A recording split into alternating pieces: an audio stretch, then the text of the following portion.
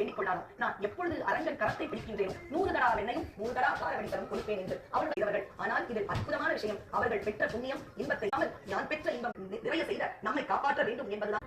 இங்கே பெருமாள் ஆலயத்திலே உள்ள மிகப்பெரிய சிறப்பு தமிழ் அடியாருக்கு ஆட்படுத்தாய் பள்ளி எழுந்தருளாயே என்று யானையை தமக்குடைய இத்தைக்கும் ஏழைகள் திறனிக்கும் உன்னோடு உண்டானை ஆமாவும்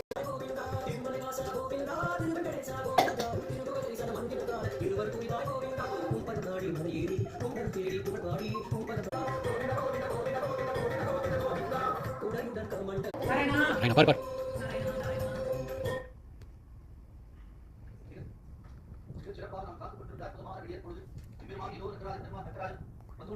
காட்சி திருவேங்கடம் என்று சொல்லக்கூடிய திருமாமலை போல திருவரங்கம் ஸ்ரீரங்கம் என்று சொல்லக்கூடிய அற்புதமான திருத்தலத்தை காட்சி தரக்கூடிய எம்பெருமான் இதோ பக்தர்கள் புடைசூழ பரமபத வாசலை தொட்டுக் கொண்டிருக்கக்கூடிய அருமையான கணத்திலே நாம்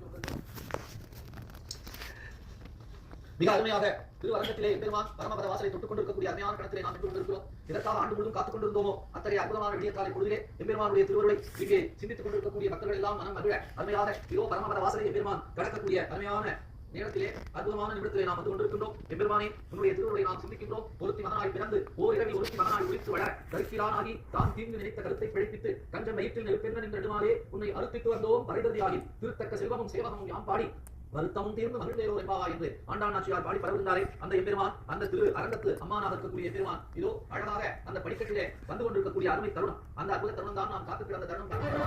அந்த திருப்படிகளிலே அவர் எழுந்து நின்று எல்லோருக்குமாக நம்மாழ்வாரை முன்னிட்டு நமக்குமாக காட்சி தரக்கூடிய அருமையான அந்த அற்புதம் இதோ வந்துவிட்டார். இதோ அந்த பரமபத வாசலிலே எழுந்து வந்துவிட்டார். கொண்டல் மன்னனை கோவலனாய் வெண்ணை உண்ட வாயன் என் உள்ளம் கலந்தானை அண்டர்போன் அடியரங்கன் என் அமுதினை கண்ட கண்கள் மற்ற ஒன்றினை காணாவே என்று திருப்பான் ஆழ்வார் பாடி பரவுவாரே. இந்த அற்புத காட்சியை கண்ட கண்கள் மற்ற ஒன்றினை காணாத அந்த அற்புத தருணம் இதோ வந்துவிட்டது. சொர்க்கவாசல் வழியாக பரமபத வாசல் வழியாக மிகச் சிறப்பாக வெண்கொற்ற குழையை தங்க குழையாக காட்சி தந்து